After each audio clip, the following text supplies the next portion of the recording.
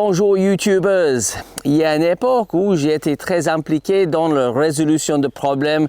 Souvent, les gens m'appellent et je parte et j'aide les gens avec divers problèmes. Et souvent, très souvent, changement dans le vent. Qu'est-ce qu'on a vu ça régulièrement? Comment faire en sorte que le problème devienne la solution? Ah, ça c'est une vraie philosophie ça. Comment faire en sorte que le cheval pense que le vent c'est un bon endroit pour éviter des problèmes? Les gens disent toujours, le problème c'est le changement dans le vent. Mais comment faire en sorte que la solution devient le vent pour le cheval? Comment faire en sorte que le cheval a envie d'aller dans le vent? Comment transformer cette mortuaire pour le cheval en sanctuaire pour le cheval? Comment faire en sorte que le cheval ait envie d'être dans cette vent?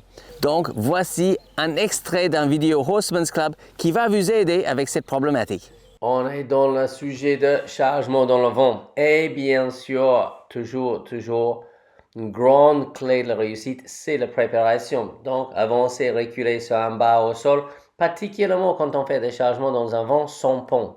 Parce qu'à un moment, le cheval va reculer un peu dans le vide, donc il risque de bloquer. Donc, j'aime bien de faire avancer, reculer sur un bas au sol, et bien sûr traverser un bâche, que je fais plutôt par envoyer le cheval à gauche et à droite, au lieu de mener. Mais là, on est avec un cheval qui a déjà fait quelques jours de stage, et le base au sol on a déjà passé par toutes ces étapes. On attaque maintenant le changement dans le vent. J'ai demandé dans le stage, est-ce qu'il y a quelques chevaux avec quelques problèmes? Et souvent, on a déjà résolu une grosse partie de le problème avant d'attaquer le problème quand on fait un bon morceau de travail au sol. Donc, je sais c'est une phrase que j'utilise toujours, mais ça reste l'actualité. C'est que le problème n'est pas le problème. Et souvent, le problème, c'est que le cheval ne cède pas correctement à la licol, ou qu'il ne sait pas céder à la pression de stick sur le fesse, ou plein de choses différentes. Là, on a déjà fait un petit peu de travail au sol, donc je commence à vraiment concentrer sur est-ce que je peux déplacer l'arrière-main à gauche et à droite. Ça, c'est un exercice que je vais expliquer un petit peu plus tard où on parle un petit peu de essuie-glace. Ça veut dire déplace le fesse à gauche, déplace le fesse à droite, déplace le fesse à gauche, déplace le fesse à droite. Et on peut déjà juste travailler, améliorer le déplacement de l'arrière-main à gauche et à droite, après aller vers le vent et faire une pause. C'est déjà bien. Lire bien le cheval et voir certains chevaux vont déjà commencer à transpirer. C'est souvent là, quand on approche le vent comme ça, on est en proximité de le vent, c'est souvent là où des crottins vont commencer.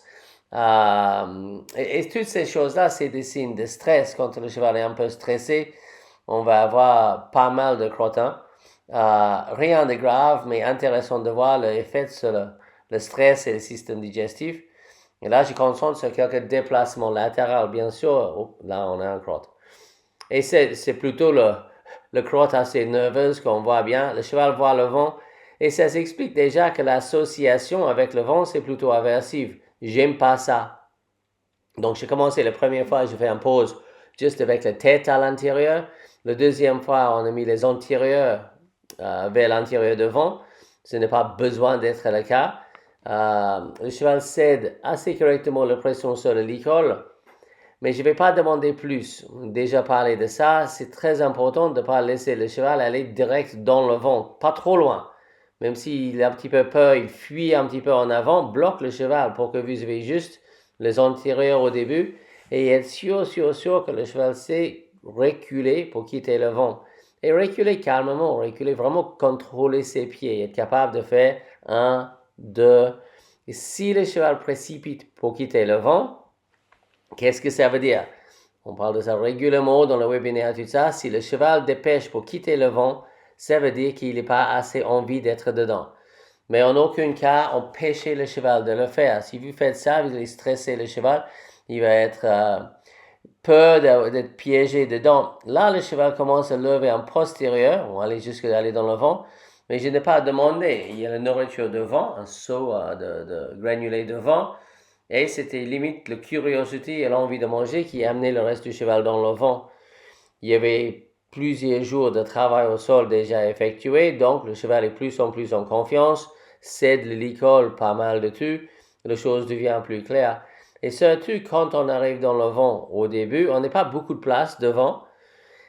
Certains chevaux vraiment stressés, je vais peut-être pas aller dans le vent avec le cheval, mais dans ce cas-là, je peux aller dans le vent avec ce cheval-là, rester dans mon petit coin près de la barre de poitrail et gratte, bonbons, soyez cool. Il faut que c'est un endroit de calme, un endroit paisible.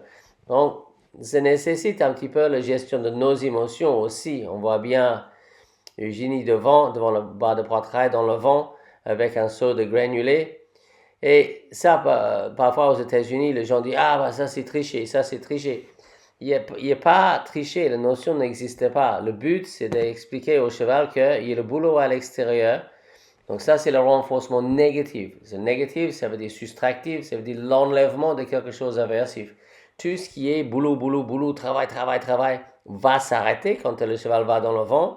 Et tout ce qui est ajouté, donc positif, va être dans le vent. Le granulé est là avec Eugénie. Là, le cheval voit, ok, à l'extérieur, bosser. À l'intérieur, on est bien dans le vent.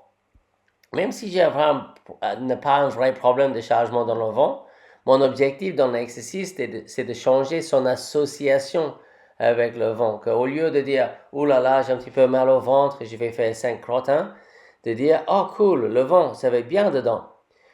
J'insiste aussi sur le fait que quand je touche, tape avec le stick sur la fesse, que le cheval avance ses pieds. C'est quelque chose qu'on fait déjà au sol.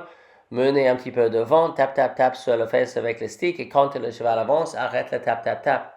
Mais le but, c'est pas fouetter le cheval pour qu'il avance. Le but, c'est de mettre un stimulus gênant, qui s'arrête quand le cheval répond correctement.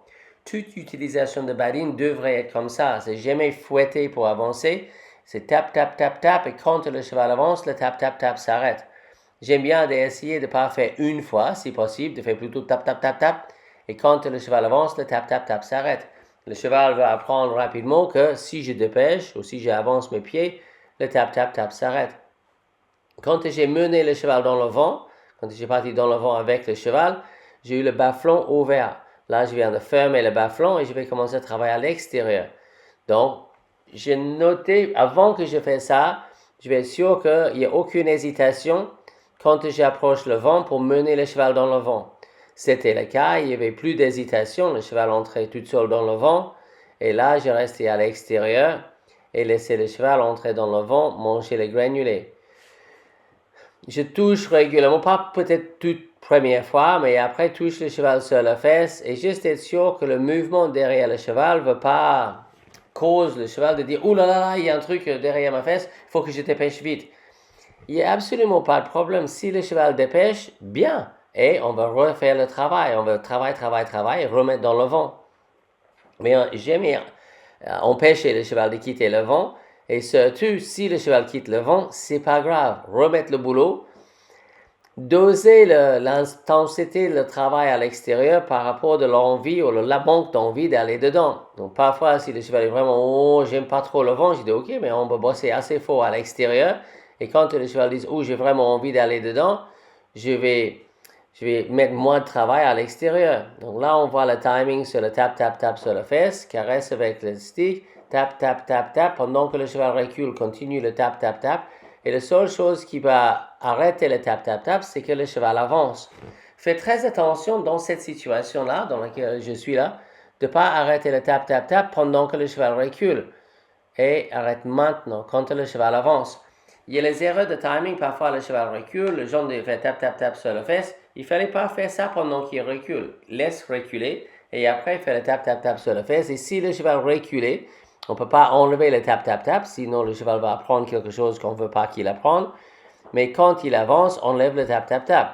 J'espère que vous avez trouvé quelques clés dans cette vidéo-là, quelques principes, quelques idées, quelques astuces qui peuvent vous aider avec cette problématique. Pour une vidéo bien plus détaillée, n'hésite pas à joindre le Horseman's Club. Plus que 1000 personnes maintenant qui recevront une vidéo toutes les semaines pour aider à solutionner de divers problèmes et mieux éduquer les chevaux. Donc, très bonne continuation à vous. Soyez sûr d'abonner sur la chaîne et aussi cliquer sur la cloche pour avoir les notifications. Comme ça, chaque fois qu'il y a quelque chose d'intéressant, vous allez être notifié. Très bonne continuation et à bientôt.